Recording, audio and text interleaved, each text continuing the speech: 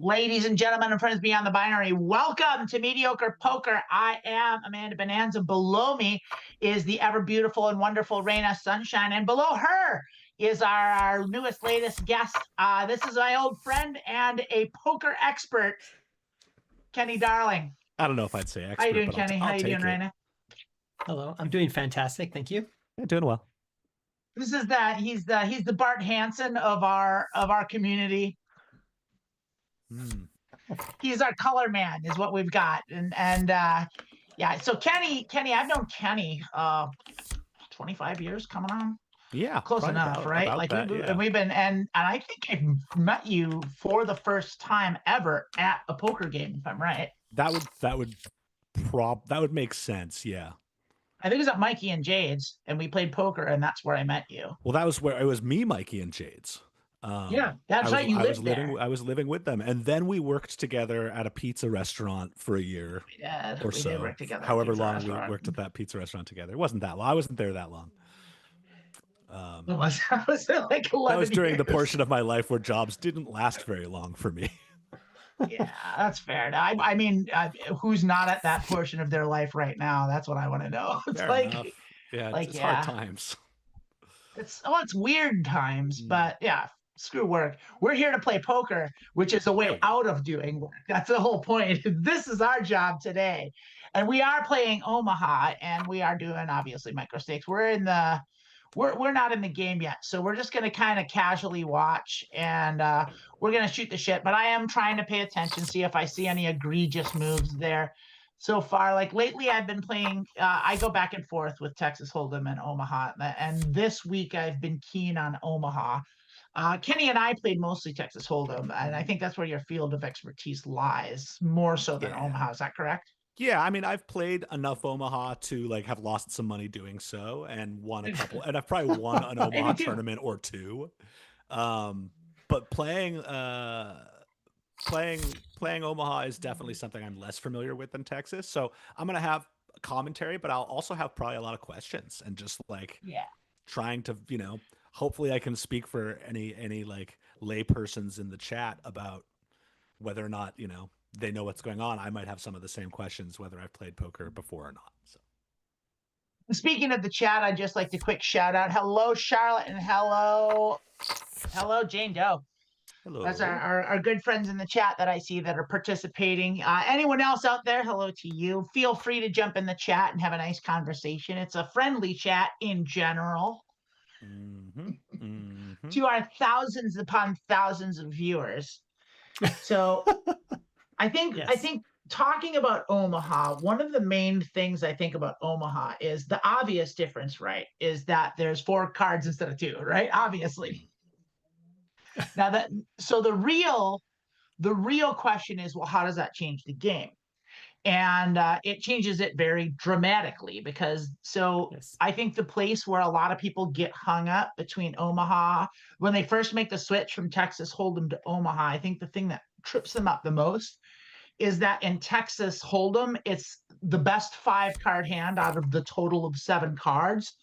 Whereas in Omaha, it's 3 from the plop, 2 from your hand, no exceptions. Or 3 from the community cards, 2 from your hand, no exceptions. And I think that trips people up. Like people will see, oh, I've got 4 aces in my hand. That's a great hand. It's not a great hand. It's 4 of anything is a terrible hand, even aces. And like a naked pair of jacks isn't anywhere near as good a hand as it is having a pair of jacks in Omaha or in Texas Hold'em. And so really the secret, I think one of the biggest hurdles initially to playing poker and to even approach being a winning player is to even understand what the value of hands are, like what constitutes a good hand in the first place, and what are the hands you should throw away, and what are the hands you should bet on. And I think that trips up a lot of people. Kenny, do you have anything to as someone who is not a super experienced Omaha player, but is not entirely unfamiliar of it, what would you qualify? Like, what would you define a good Omaha hand as? I mean, not to be too too over the top about it, but I think I'd want the nuts. Like, and I, Yeah, totally. but as silly as that sounds, in Omaha, everyone's got 4 cards to start with, and because of that, at any point in time, if you're calling someone down all the way to the river, there's a good chance that they're going to flip over the best possible hand if you don't have it. They might not. Sometimes you're going to win. Sometimes you're going to win with the second or third nuts. But I'm gonna pause you because here we are actually in a hand, and we are looking at 2 limpers and a raise from the small blind, and I have what I consider a dog shit hand. I'm not even going to call from the big blind. I'm just going to let you know. I do have to actually play and narrate, but yeah, please continue. Like, yeah. Well, just that I think that, when I play a lot, I played a lot of Texas Hold'em. I think like I paid for a small portion of my schooling with it. I like supplemented income during my first couple years out of school with like poker tournaments before waiting tables in the morning and stuff. And I loved Texas Hold'em, but part of why I was good at Texas Hold'em is because I was pretty good at reading people and pretty good at bluffing people. I don't have the patience. I play kind of aggressive. And I tend to wait for my moments, but that doesn't always mean I have the best hand when I'm playing Texas Hold'em. Sometimes that just means I'm in the right seat against the right person, and I think I can push them off of their pot. I think that's just poker in general. I think I don't you just know. described good poker. I don't know. Like I think in Omaha, though, I don't know that I would spend. Position's even more important. But I would bluff so much less, is what I'm getting at. Like, I really don't like trying to bluff someone in Omaha, So in Omaha, you bluff in a different way. Like one of the reasons is with Texas Hold'em is like you've got 2 cards, and so the combination of different cards with Texas Hold'em is somewhere around like I think 14 to 1500 different combinations, which is a lot, but it's a measurable amount. It's a calculable amount. Like it's like you've got like but with Pot Limit Omaha, it's that shoots up to like there's something like 850,000 different combinations of cards you could have. And so it's a lot harder to put people on ranges, which is something you absolutely have to do. Now, once again, here we are in the button here, and Jack 6-7. 6-7 is terrible. So we are going to let this go. We're going to let it go.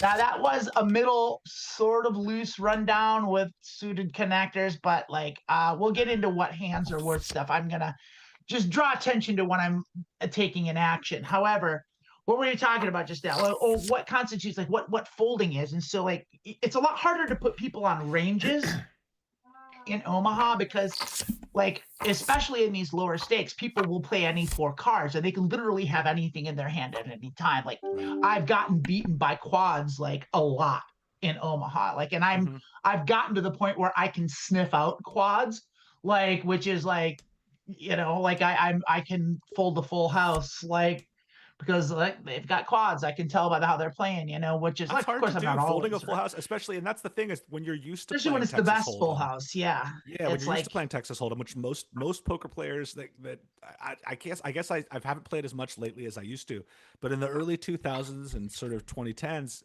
Texas Hold'em was so popular that was what almost everyone was playing, and because of that, people like the idea of trying to fold a full house in a situation at like a 6-person table or something like that would be kind of unheard of. And in Omaha, yeah, you have to be ready to do that.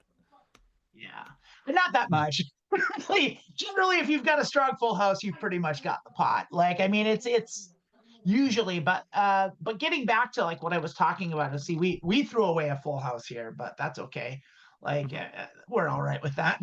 Yeah, it's a low full house, right? If someone's got pocket queens, full house. I mean, if someone's I'm blocking the queens, so I would be piling money. Yeah, that's and fair. that's the other thing is I think blockers are a lot. Well, blockers are important in Texas Hold'em too, but I think blockers are a lot more like I was talking about. Like it's harder to put people on particular ranges. So the thing that you do because you can't calculate 600,000 different hand combinations. No one can compute that much. So what you do instead is you put hands into buckets. Like they've got double suited high cards. They've got a rundown. They've got 2 pair in their hand, like whatever they've got something. And basically it's based on how people bet and behave really. And what I've found in these lower stakes is people just generally tell the truth. Like you can just tell what they've got based on the size of their bet. And you get into the higher stakes and that stops happening. And even in some of the lower stakes in Texas Hold'em, it's like you said, like there's a lot more active bluffing because like people understand that, well, like their range, this didn't hit their range. So the right thing to do is to bluff big here with my garbage because I don't think they have it because I can get a read. But in Omaha, it's like you're never that big of a dog because it's always a drawing game. And everyone that's in the hand past the flop has some equity in the pot. Yeah, and trying to lie about that is like very dangerous. Right. Well, especially when it goes multi-way, which Omaha almost always does. And that's the thing. It's like, so when a hand goes multi-way, and like for right now, if I had been all in the with hand, a royal flush draw right there. Right, exactly. And if I had gone in, if I'm in this hand, which I am in the big blind here, and I'm probably going to play this hand because it is a suited ace with a jack and the 6 and the 8 play. This isn't a great hand, but like in the big blind, I'm gonna call. I'm gonna get my discount and get my my 1 in 4 pot odds here. So my 4 to 1 on my money. And then so I hit an 8 and I have a backdoor. I'm gonna check it. I have an 8. I have a backdoor flush draw, nut flush draw, and I have a backdoor straight draw, but not really. My straight draw's not you're that gonna good. go up against someone with, Yeah, and they're all in for 6-4. That doesn't mean much, but I'm not sure I want to call it. I am getting really good pot odds here is the thing, but like I don't I have a pair of 8s and I could. Nah, I'm gonna let this go. I'm gonna play tight. We didn't hit our range very well. Like I have a little bit of equity, but it's not enough equity. And there's still, like I said, there's still a player behind me. And that's the kind of things I think about at this point. It's like, who's behind me? Who's doing what? Like, and then I would have got decimated by a flush anyway. So would you have played that if you were on the button? Would you still fold it? I don't think so. I think I would have folded it because it was multi-way. I kind of like that hand. This is the small blind, and yes, I am gonna actually bring this in because I have a pair. These cards all work together in a way, and I do have a suited ace. It's not a great hand, and flush options, an ace suited. There's options. I maybe should have folded this hand in early position, but I feel like it's okay. And we are going 3 ways, and that's very good because I did hit a straight, and I have a nut flush draw, but it is the ass end of the straight, so I have to be careful. Flush draw is really what you're chasing there. Yeah, I'm still gonna bet. I'm gonna bet about a third pot here because it's multi-way. I'm out of position, but we do have a hand, so maybe we're gonna see. Maybe you at that point betting right there. Maybe you chase someone who's looking after a high straight goes away. And there's a raise saying maybe I have it, and that's. Do you want to chase your flush? That's what they're asking you. I mean, Jack Queen is not unreasonable for someone to have, but they could have a set. They could have 2 pair, and that's the thing. And so I do think I am going to call and see one more card because if a club comes, I'm definitely got it. So, and I do still have equity because I do have a straight. Well, we'll see if they keep throwing hard at me, and I do hit it. So I'm going to go ahead and I'm going to check it and see if they check. If they check, they've got nothing. But if they bet again, then I'm definitely gonna. Now there is a straight flush out there too. Yeah, it's nasty. So I don't have the nuts. I don't have the nuts. No, you don't. Yes. You have a good. You have a 10 jack of clubs definitely beats me. But now there's so much out there. Yeah. I'm gonna bet pot in hopes that they have something that they can't get rid of. Okay, that's a big bet. It is a big bet. Yeah, I have the best. We usually try to get a punt out of the way at the beginning of the show. See if they fold. I think they fold. I don't want them to fold. I want them to call. I don't know, but I think they're going to flush. They called. And you took it. Bam. Beautifully done. All right. Because I thought the fact that they brought, so there's, I had reason for this. This is a good hand on the button, and I'm playing this hand, by the way. It's a dry ace, but it's 3 to Broadway and 2 to the wheel. So we're going to do it. It's dry ace and a dirty suit. Maybe I don't want to play this, actually. I don't know. Do I want to be that tight where I'm yeah, I got to play it. It's too many diamonds, right? It is. It's one too many diamonds. Yeah. And that makes the suit, and the ace doesn't have a suit. It's the other So funny it's a thing dry about ace and a Omaha. dirty suit. It's Yeah. like some hands subconsciously look good. You're like, look at all those diamonds. Yeah, I've got a I'm gonna go straight. ahead. I'm gonna bring it in. I'm almost there. No, I'm on the not. button, and it is a reasonably strong hand, and I'm going heads up, and I did hit. There. I mean, I basically hit my nut straight draw, and so I have a pair. I'm gonna raise them. When they do like that, screw you. I'm gonna just go 13. When they do that, that's super polarized there. So we just hit our straight. So like nuts to them. I'm putting them all in. Zoinks. We'll do it like that. We'll do half pots. It's all their money. Yeah, they're chasing at anything, right? Well, we have the nut straight right now. Yeah, they have to hit a heart or a pair on the board for a full house. I think they had a pair. Yeah. I think they had a pair, maybe two pair. They could have easily had the 10. stack on the table pretty well now. You've doubled almost everyone. Yeah, and now we have a double suited hand with a suited ace in the cutoff, but we do see a raise from early position, and these aren't good cards. Like the ace 2 is good, but the rest of it's not. It's a pretty disconnected hand, and I'm gonna let that go because of the raise and early position. I'm gonna believe them. I'm gonna say they have a strong hand, because especially when we see them limping a lot. If we see players limping, I'm gonna respect the raise, respect the early position raise. I'm gonna say if that's a player that's been limping and they have, like when they bring in an early position, that means they really like their hand. We would have had nothing here anyway.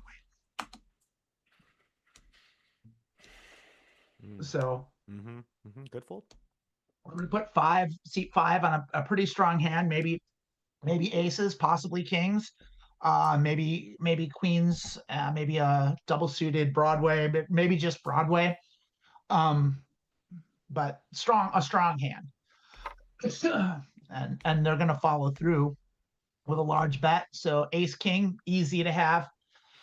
Could easily have that. King 9, real possible. So I feel good Broadway getting now. out of that. Broadway. I've never been to a Broadway show. I've never been to Broadway at all. Disappointingly, I haven't. Yeah, either. They're just so I don't mind spending money, but when it's like an experience for $2,000, I have a really hard time. That's how much it costs? I'm guessing for like decent Broadway tickets. I think they're pretty expensive. Wow. Yeah, I think probably it's not cheap. I really have no idea. It's not like going to a movie, I mean, if you're going, I think that's expensive. It is. Yeah, a movie. I take my kid to a movie and we spend $50 easy on just tickets. And so we did hit a set, but we also ran into a monochrome board, but that's okay. You've got full house. Oh wait, we got a full house. No, I don't. You don't. But you're chasing it. Oh yeah, see, we made the classic. We made the classic Omaha mistake. Yeah, I'm gonna bet. I always bet small, and then they're gonna raise me, and that tells me they probably have a flush. They probably have a straight or a flush. I am gonna call because I do have jack. The set. Well, I'm blocking the jack, which sucks. That actually sucks. So my chances of hitting a full house are worse. And we'll see what they do here. A 5 would make your hand Yeah, but they're betting large, and I'm inclined to believe them and lay down my set here. Oh no, they've got you beat right now. You're chasing. Yeah, they've got me beat, and I don't want to draw to a full house. I'm just gonna fold. I'm gonna fold my. That's fine. I hope that you get to see their hand. Nope. Dang. We can. Let's look that right up. Ooh, there's a way to do that. No, we can't because I folded. If we had gotten, so this site will let you see like what everyone's hand was like the next day. So I can go back and review that hand and find it out. Or like what will happen is because you have the option to muck if it goes to showdown, and it'll show you what they mucked in that if it went to showdown. What does muck mean? Mucking is like when you throw your hand. It's folding, it's more specific. So mucking is like when you get called and they flip over their hand and it's better than yours, and you're just like, yeah, you got it. And you toss your hand in without showing, and that you give up without showing your hand, even though it's been called. Okay, that's what mucking is. And I muck it like I auto muck. Like it's like I don't give away any information other than what I'm required to give. Like, and people will do that all the time. They'll flash you their hand, and it's like a strategy. It's like a psychological thing that people will do. But in the lower stakes, it's usually just people being like, "Hey, I got lucky." Because like what I forget that because I've studied and like I pay attention and I think about this game a lot and I play it a lot and like I'm learned in this game. I'm not an expert, but I know what I'm talking about. Yes. Like you lose the perspective of what it's like to be a degenerate gambler. There's a lot of those that come play these games. Like, and there are just people that are they're not playing cards, they're playing slots. They want to hit a high hand. They're there to get lucky. Like, you know, and they're like, come on, baby, give me a new pair of shoes. I'm gonna shove my money in the pot. All in. Yeah. You know, it's like and so we've got a pair of 9s here. They're not very good, but we're getting a real cheap price to get in, and it's heads up. So I think I'm gonna do it. I'm just gonna call. Our 9s didn't hit, but we do have a pair of 9s, and they might not have a king. So a bad backdoor flush draw. Yeah, we're not asked out here. We don't have a lot of equity, but we have some. Do I want to call a large sized bet? I mean, they could easily have us beat. They got a pair of 10s in their hand. Is 3.2 a large size bet? A large relationship relative. to the pot. That was about a relative, yeah. 2/3. So like relatively large. So pot size bet to 2/3 to a pot size bet is a large bet. Half pot's half pot, and anything below half pot is a small bet. It's usually around a third. Since this is pot limit Omaha, you can't go over the pot. But in Texas Hold'em, if you bet over pot, it's called an over bet. It's just terminology. It's always in relationship to the pot. So it was a large size bet. But you bring up a point because that's a factor, which is like when the pot's small, a large bet isn't a large bet. There's the bet size in relationship to the pot, and then there's the actual bet size, right? And so it depends. Like, and it's like, well, I was thinking in terms and the reason they do that is in terms of pot odds. You know, it's like, so if someone bets there's a math equation for it, and I don't know it offhand, but like a pot size bet, you have a 1 in you're getting 3 to 1 on your money, like essentially is what it is. That's a pot size bet. You have to match, or maybe it's 3 to 2. So like you match the pot size bet. That means you're paying 1/3 of the pot to win the whole pot, like essentially. So your percentage to win your equity has to be 33% or higher. And so the lower the pot, the lower the percentage of the pot that goes down, the lower amount of equity you need in the hand to win. And that's the correct way to play Omaha, is if you just can calculate equity and know what your equity is, and you just bet your equity, like, you will win at Omaha. That's how this game is played. Like, what level of equity do you have to feel pot committed? Well, so so pot committed is a mistake in my opinion. Well, okay, what level of equity do you have to have in a hand to feel it's good? More than the correct answer is more than what your pot odds are. That's it. So now what I think you're asking is a separate question. So what you're asking is what constitutes a strong winning. I think this is the best hand out there. Well, no, I'm asking what feels like regardless of how strong your hand is, what kind of equity makes you feel like I feel comfortable playing these cards? Let's say even if it's like a okay hand, you know, when does the equity take some precedent there, I guess? Well, like I said, for me and by the book, it is anytime your equity is higher than the pot odds. That's the correct hand. That's the correct way to do it. And so you can a quick way to calculate your equity cheaply, real quick in Omaha or in Texas Hold'em is to basically count your outs. Like, I've got 8 outs, I've got 9 outs. Count every card that can make your hand better or give you the nuts or improve your hand. Count your outs, and then multiply that by 4 on the flop because you've got 2 draws, and and 2, multiply it by 2 on the river or on the turn because you've got 1 draw left. And so that's how you calculate drawing equity. And so I'm gonna bring this in. Yeah. Suited ace. The 3 and the 6 is dangling. I don't love it, but it's a suited ace, and I'm in late position. Okay. But we are up against a large stack to our left, and they could easily just call this. And they do, and then we're out of position with a marginal hand. So and we do have a straight draw. Suddenly your 6 plays. Well, the 3 and the 6 plays. Yeah. And I'm going to, and so does the ace. Yeah. So I have equity. I just don't have flush equity. So like I'm gonna check because I'm out of position, and we'll see what they do. Now the right, see, they bet pot. I'm not gonna call. I'm not gonna call pot. No, you need like a 5 or a 6 of hearts to come up to really make you feel like you're in a fun place, and then you're still drawing on 1 card. And then I'm still drawing against a potential flush. Like even a bad flush beats me. So like any 2 hearts, but I do have a heart blocker. But like like basically one of the rules I kind of play by, especially at the lower stakes in Omaha, is don't draw to anything that's not the nuts. Don't ever draw. You have to play 2 cards. That's the thing I see people forget the most about Omaha, right? Is that you can't play one of your cards. If you have a 4-card straight flush on the board and that other heart in your hand doesn't count, you don't have a straight flush. Yeah, it counts for nothing. You've got to play one of your other suits. It's no fun. The most place I think I see people make the mistake is when there's 2 pair on the board and you have one of them and you think you have a full house, but you don't. You have a set, you have trips. It's because in Texas Hold'em you would have a full house. Like if there's 2 aces and 2 3s on the board, you have a 3 in your hand, you've got a full house in Texas Hold'em. But like in Omaha, you have the ace, you have 3 aces, which is still pretty good. But people will think they have full houses when they don't, flushes when they don't, straights when they don't. Like you thought I had a full house when I did earlier today. Yeah.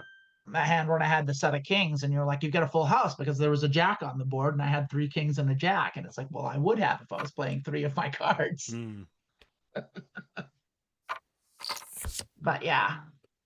And here we are. Yeah, we're not in this hand anyway because it was a pack of marginal hand.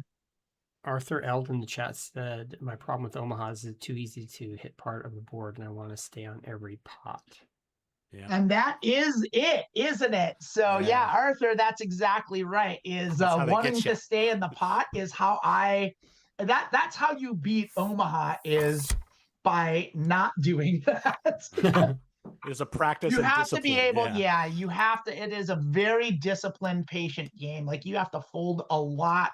You have to be willing to fold. Like, I think there's a balance to be found there. Like there's good Omaha players that'll just play a lot, and they focus on their post game and play post. Yeah, you can play tight aggressive Omaha, but you can't really play loose aggressive Omaha with any I've success. seen it happen. Really? I've seen it happen. Isn't that just luck? Like hitting good hands? You get burned eventually is what it is. Like, so you can play like the thing about all forms of poker, Omaha, Texas Hold'em, 5-card stud, whatever it is you can play aggressive is always a winning strategy versus passivity. Like you're never going to do well playing passive. Like you have to be aggressive.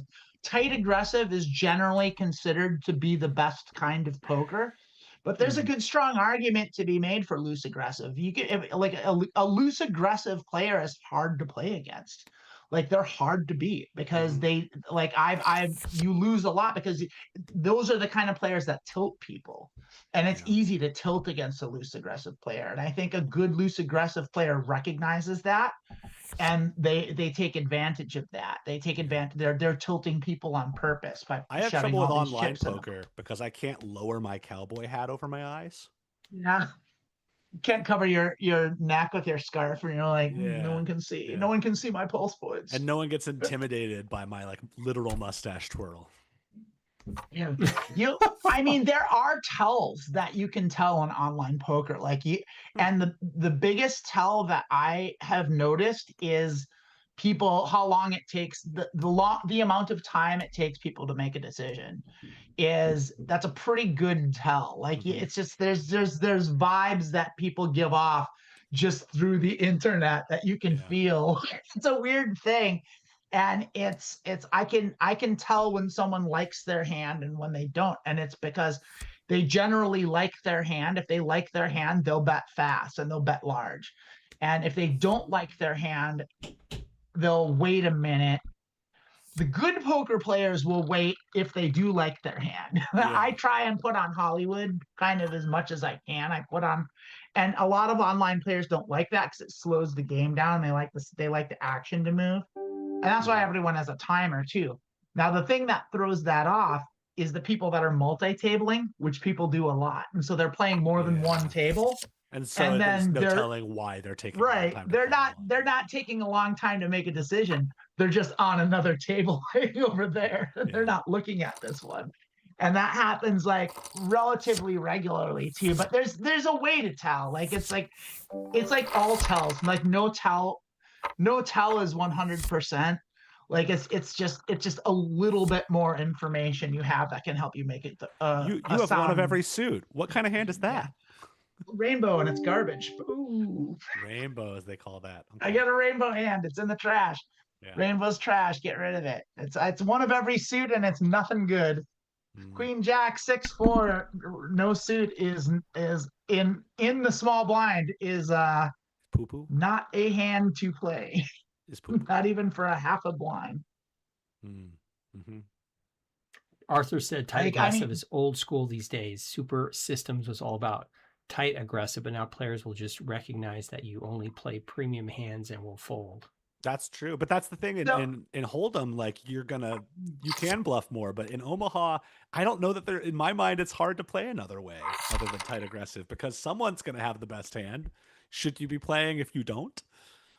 Yeah. I mean, that's the thing is, and Arthur, I would actually disagree with you also because like, in my understanding of the modern trend, I like that is to get away from the tight aggressive and basically it's to be exploitative. I'm gonna call this because I have queens and a king and a suit. Yeah, but I'm not gonna raise it, and I'm on the button, and so that's you've got some fun. So that's a good flop for me. Yeah. Yeah. So the thing about the current trend is to play highly exploitatively. Yeah, I've got a. Yeah, I would limp draw here. Yeah. Didn't get better. No one else's hand did either. I'll check it. Queens and eights. Like, I think I've got a strong hand here. I think I'm good. Probably. I think so too, unless someone's got. I'm gonna check it down and win a pot. Yeah, I think so. Yeah. Yeah, you'll beat jacks. Yeah. Yeah. So Arthur, instead, it's not about being tight aggressive. It's not about being loose aggressive. It's about recognizing what the other players are doing and responding to that. You want to respond to tight passive players with loose aggression. You want to respond to tight aggressive players with tight aggression. You know, it's like, or with loose aggression. You know, it's like it's very responsive and exploitative now because of all the GTO information that's out there. A lot of players that are pretty good, they'll study GTO charts and they'll watch the poker videos like I do, and they'll get to a level and then they'll do that. They'll play like robots and they'll think, well, I've got a good GTO hand. GTO says I should fold here, do that, blah, blah, blah. And then you can spot the GTO robots and then you play exploitatively in response to that. And that's the most modern way to play. It's like there is no tight aggressive. There is no loose aggressive. Like that's not, neither of those are correct. They're correct in the situation that you're in. And so one of my favorite poker players and my favorite poker YouTubers that demonstrates this really well and does a really good job of it is he's called Hungry Horse Poker. Ooh, and he's this guy. He's this, yeah, I'll shout him out. He's great. Check him out if you wanna learn good. He does Texas Hold'em. He doesn't do Omaha. But he does good. He is all about exploitative poker, and he knows what he's talking about. And he makes a darn good living doing it. And I've watched a lot of his tutorials and his videos, and they make a lot of sense. Now, GTO stands for Gimme Them Oakleys. Is that right? Exactly. You know, close. That's really close. I know that. Game theory optimization or optimized? Game theory optimal. Yes. Nothing to do with is what Oakley GTO, theft. yeah. Okay. No. Get my own sunglasses. Arthur, you're correct. No one can actually play GTO. They can get kind of close to it, and that's the thing. But that because there's so much GTO information out there, so much charts, so much stuff, people tend to gravitate towards cheats. And lately, the cheat for the last like 5 years has been learning GTO and trying to get good at GTO. Now, because there's so many people doing that, now the cheat is exploiting the people that play GTO. Yeah, bullying them off hands and just and like recognizing when someone's it's all the solver stuff, exactly. And like, but people don't know. People, first of all, solvers are expensive. Like, so not everybody can have a solver. Second of all, most of the people that have solvers don't know how to use them correctly. They get because the solver changes as you change your SPR, your stack to pot ratio. That changes as you're playing deep stacked or short stacked. It changes how your players respond. And so actually the Hungry Horse guy that I'm talking about did a really good video on this. And he talked about like what he did is he bought a bunch of data from poker sites that just gave him like what all like he Monte Carlo'd like 10 million out of 10 million hands, what the ranges people were playing and how they were playing them. And he plugged that into GTO, and the GTO or plugged that into a solver, and the solver changed how to do everything. And it just changed all the ways around because people they think they're playing GTO, but they're not. Like you can't because you're not a computer, like you said. Yeah, like so Hungry Horse is one. I'm a big fan of Jonathan Little. He's got a good poker. As far as Omaha goes, my favorite YouTuber, I have two, and they're wildly different. So one of the guy that I like who seems to be the nicest guy and is really good is Phil Gelfond. I like him a lot. And then there's another guy called the PLO professor.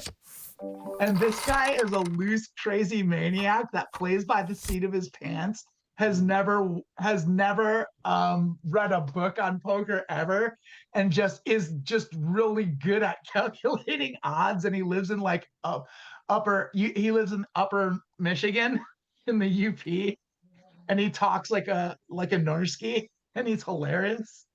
So you got a mid pair there and suits, but it's all I've got middle garbage, garbage, really. Yeah, I've got real garbage, but I'm on the big blind, and so I'm probably going to call this, and I'm definitely going to take a free roll if I get one. And it looks like it's going to be a family pot free roll, which I'll take. That might be a lot of fun if you hit something. That's the thing, is this is the kind of hand that if you hit something, you're great. And I'm going to take the free roll, see what happens. And that's real good for our range. Yeah. It's not great. No, but it's still a checking hand. A lot of straight draw. We have a lot of straight draw. Well, we have 2 straight draws, really. And that's not a lot. It's not a lot in Omaha. Okay, it's a lot in Texas Hold'em. Yeah. Like 2 straight draws are okay, and we're probably going to call this because we have all the straight draws and we do have a pair. I mean, we could spike an 8. I think an 8 even gives us an 8 doesn't give us a straight. So an 8 actually is what we don't want because that brings in the other straights. It's like everyone's got a piece of this, but I have the top end and the low end straight draws. Full house draw with an 8. So. Oh, I meant I accidentally folded. Shit, I meant to call. I really did. Oh, well, we'll see. See if it cost you.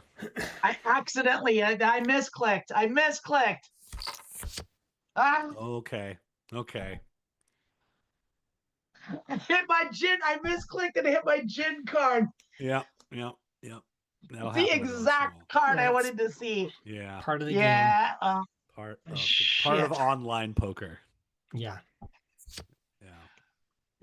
Fuck. And there's nothing else out there. You would have won this. I would have won that. No, I have the nuts. I have the absolute nuts. That was my gin card. Yeah. No one would have called much though. There's nothing in the pot. Like I would have won with my call. It would have been about 20 big blinds. You know. Yeah. You never know. What You does throw BB pot at stand this. for? Does BB Big stand blinds, for big blind? big But I mean, blinds. That's how. yeah. So that's how many big blinds is what they're Yes, saying. that's exactly So correct. And I like to play that 16.8. way. That's interesting that they frame it that way instead of telling you like how many actual cents How much money you it have is or dollars you have. Yeah. You have that option. That's a setting, and I Okay. choose that setting on purpose. And the reason that I do that is I want to eliminate the psychological thing about like how much money it is, because the game is exactly the same. If you're playing for $1 million or if you're playing for $5, the game is exactly And the you same. should be playing based on your And you should big be blind playing equity. based on blinds. And so I do it that way. Now, the downside to that is when I get and I play live poker in real life, I'm not as good at calculating. Yeah, you made the That habit. I'm not, but I play so much online, but I'm good enough at doing it that I can keep up. But I have to think about it more when I go play live. Yeah. Yeah. You ever seen the movie Arthur? I have not the redone one. Yeah, the one with Dudley Moore. Yeah, the one with Dudley Moore, not the one with that like psychopath that decided all of a sudden to be like a Christian rights activist or something. Yeah, Republican Jesus. Nah, screw that guy. No, but Dudley Moore, the drunk, you know. Yeah. Yeah. Bless that movie. He's got a knife. Do you think you want some cheese? So good. Classic.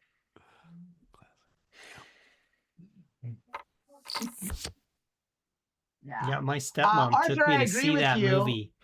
I don't think it was really age appropriate when I went to go see it in theaters. Nothing I saw when I was a kid was age appropriate. Well, like, PG-13 ratings didn't exist until like the mid-late 80s. Like, yeah, it's everything that was rated PG had something like horribly racist in it and a naked woman and some violence. Yeah, I saw tits. Like Revenge of the Nerds is horrible. No, rape in there, like it's like the protagonist. The protagonist raped someone. I know, it's awful. Yeah, like is really? that demonetized? Do we just demonetize? Should we not say that? No, wait, this isn't TikTok. We can say that, and all like it's the wire rule. It's the first 7 seconds. They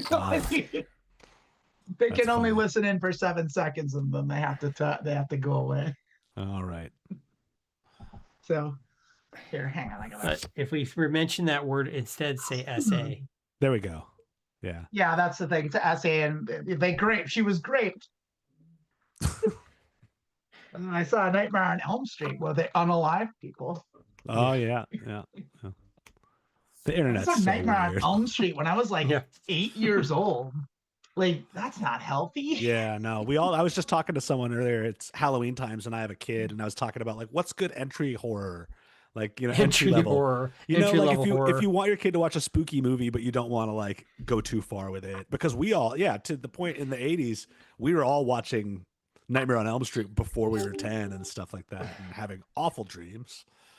We're heads up here, which is an entirely different way. It's come a long way. So we have a like pretty bad hand here. From like Charlie Brown, Great Pumpkin to Nightmare on Elm Street, like how the culture's changed. Right. But now kids go on TikTok for like creepy now pasta. Saw. They're watching like clips of Saw. It's like. I related to my essay just yesterday. Indeed. Arthur, I agree with your point that it's more important to avoid patterns, which solvers are. But I mean, I think that's true, kind of. I think that's a lot more true in live poker. Like, I think online, like, I really don't think most people are paying attention.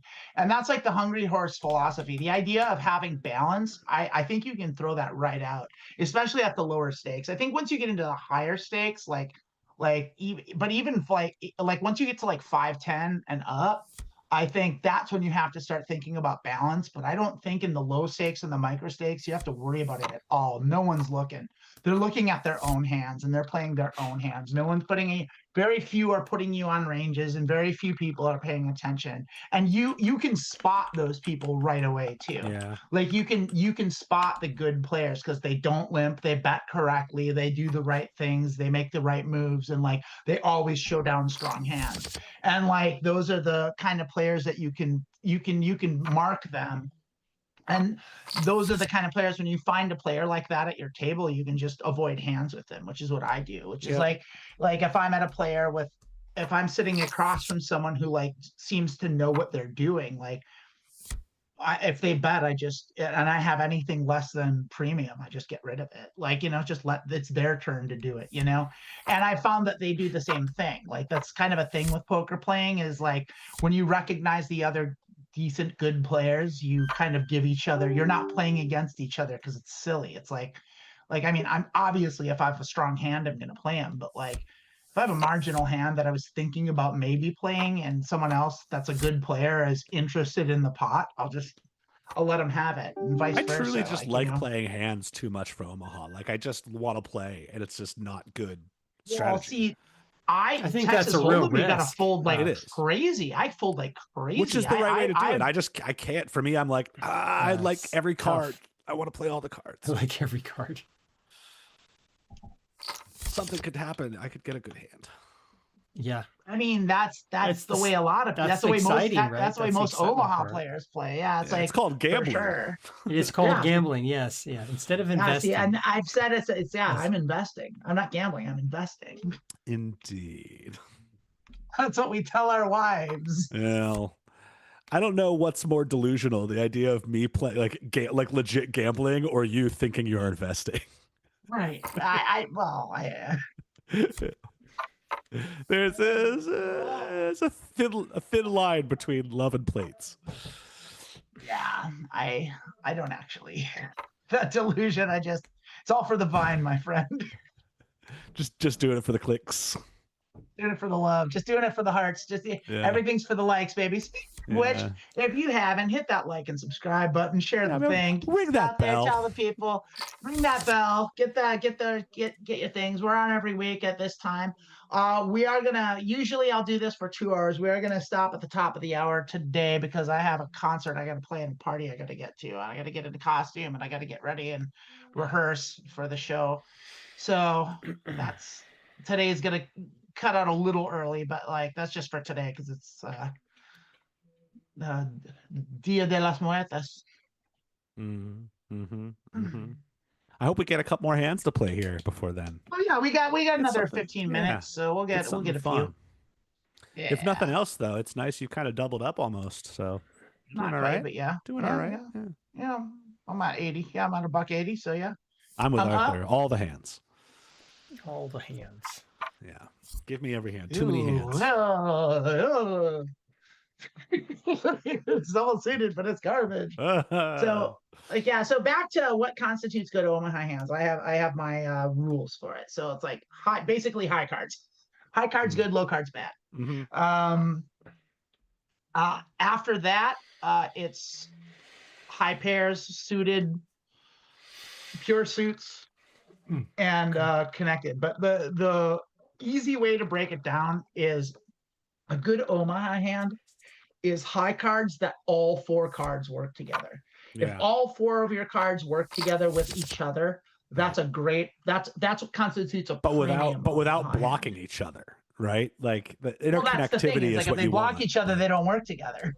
I guess, kinda, yeah, but yeah. Yeah, so like blocking yourself is bad. Like that's why like 3 to a suit. A dirty suit is not great because you're blocking. You're reducing your chances at hitting your flush. Yeah, makes sense. What's the best hand you've hit playing Omaha online? Like I've hit royal flushes before. You've hit royal flushes? I don't think I've ever gotten a royal flush in a money game. Yeah, I think 3 times I've hit royal flushes. Maybe not in my very career. Probable. It's a pretty low percentage. It happens though. It happens, and I've hit royal. Sure. I hit a royal flush in a casino in real life, but it was in a tournament, so I didn't get a jackpot. Exciting. Was that the same day Michael Jackson asked to use your bathroom? I actually did, and what I'm telling you is it sucked because it was a tournament and not a cash game because the cash game has the high hand jackpot. Yeah. If I'd have had that in a cash game, I would have made. You'd have been a rich person. Yeah. I would have made $25,000 that day. Like, and it's like, but I was in a tournament and it was nothing at all. And the guy just lost. I was playing in a cash game at a casino once, and someone hit quad aces and bullied everyone off the hand. And then flipped him over and was like, "I hit the pot," and he was like, "No, man, you have to have a showdown. You can't. You have to win the hand. You have to actually play it." You can't, if you bet and everyone else folds, you don't get the jackpot. And he flipped out. He thought he had just won 12 grand or something, you know, and yeah, lost his shit and left the casino, cashed out right then and left with his $180 or whatever.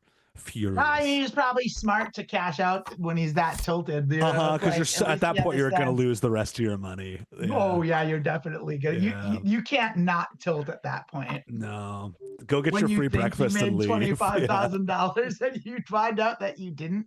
We're gonna raise this up. We got a suited ace and a king and a 9 and an 8, so we're good.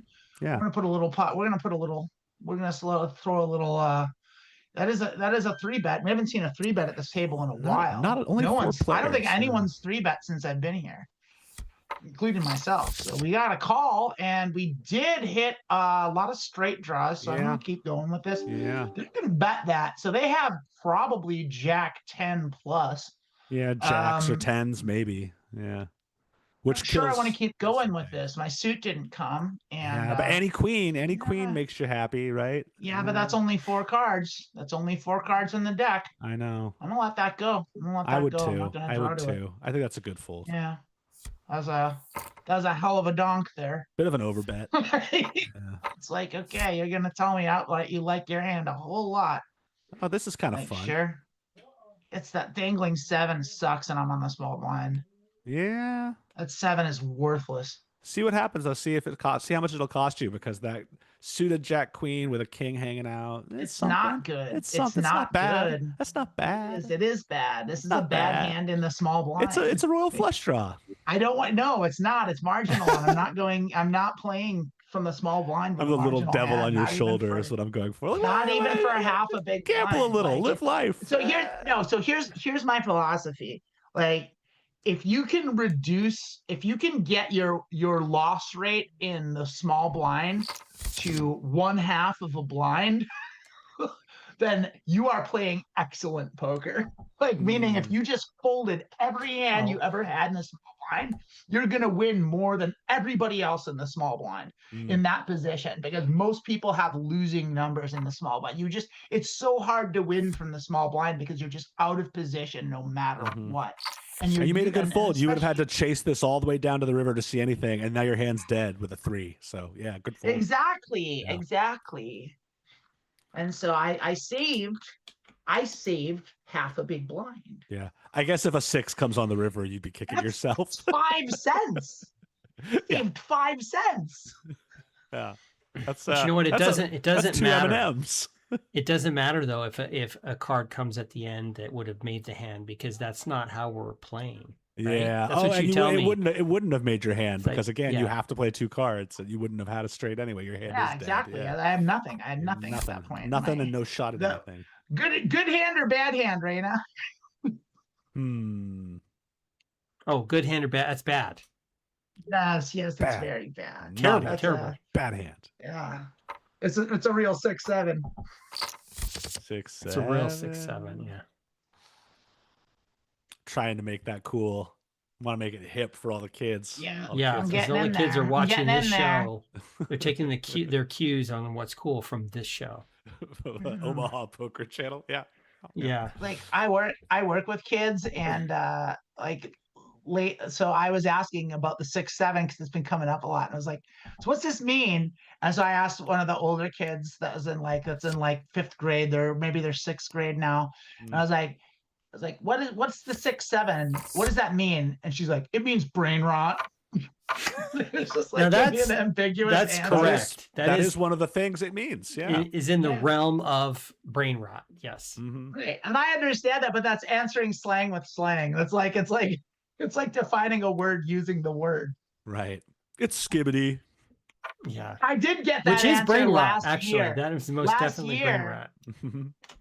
Because so last year I got that exact response from a kid once, and it was like he was throwing around the word sigma. It's like, oh, that's sigma. And I was like, what do you think sigma means? He was like, sigma it means versus skibbity. alpha. Yeah. I was like, that's the best answer I've ever got from a human being for any question I've ever asked. Like, it means skibbity. It was great. I have an advantage though, because I have a 17-year-old, So he gives me, like, he has been my been your lifeline educator like keeping me from being completely obsolete. My 10-year-old is neurodivergent, and so all of the things that are like slang and like trendy just fly over his head most of the time, because he's very literal. So he'll come home to me and be like, all these kids are talking about 6, 7, and I have no idea, man. And so I'll help him figure it out and stuff. Yeah. Which is fun for me. I have to get on the internet. Well, let's look it up on Google. Yeah, put on my kid outfit, go into a chat. Yeah, yeah. Hello, what's fellow funny nerds. is like Skibbity 6, 7. He's already old. Like How he's are you 17. doing, He's fellow like kids 6, 7. like Am I right? unk status, and it's like it's so weird. Total unk status.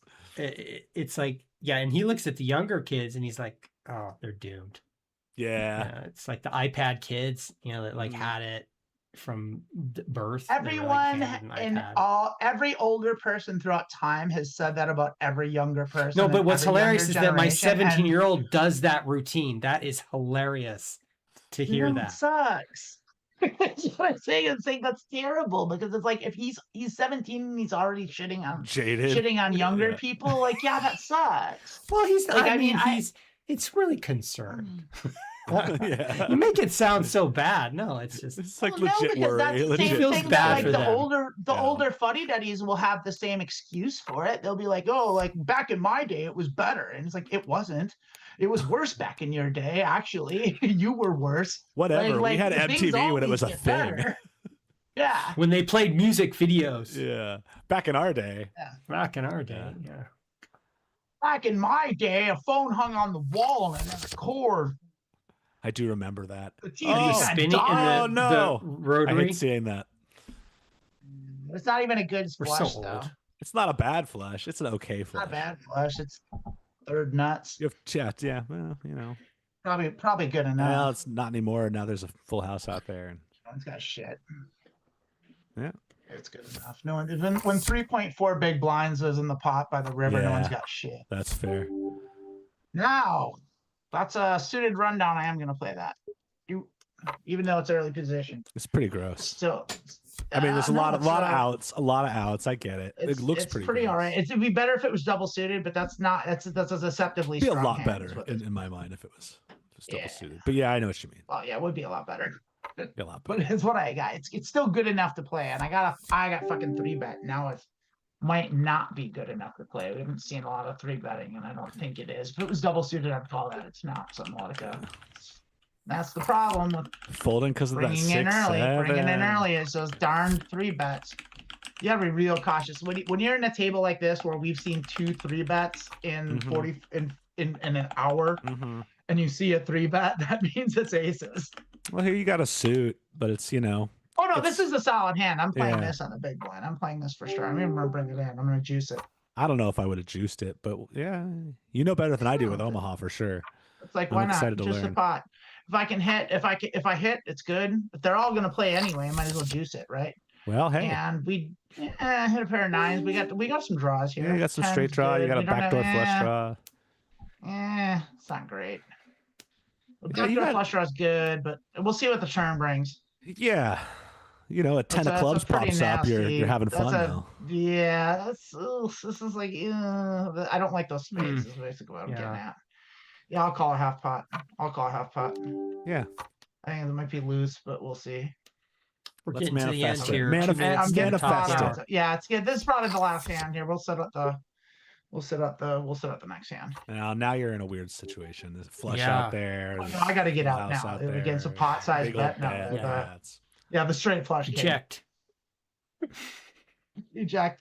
And so we had 180. We're leaving the game with 152. Should we? Let's see. Let's see an orbit. Let's get out. We'll set out the next big blind. We've got 2 more minutes, so we'll see another. We'll get around. We'll see 4 more hands here. It is eastside flush, big shocker. Announcing it with their pot size bet. Hey. Now here is a pretty reasonably strong hand. Yeah, small blind though. Double suits. I say sneak in. I'm gonna call it. I'm gonna call it. Limp in there with a double suits. We're gonna break the rule. We missed it. Play this small blind. Well, You've got a straight. Time You to got an get out? inside straight draw. We have a bad straight draw. It's a bad straight draw. It's a double gut shot. Yeah, back door to the and neither straight. of them can be a heart either. So we've got 6 outs here. See if it's cheap or free. We do have no, it's nothing. Bad flop. Well, I've had a great time playing poker with you too. It's just been nice. Yeah, I love having you here. And I hate getting to the point where it's like, oh, we gotta wrap up. It's like, I would have loved to play the second hour. I don't know.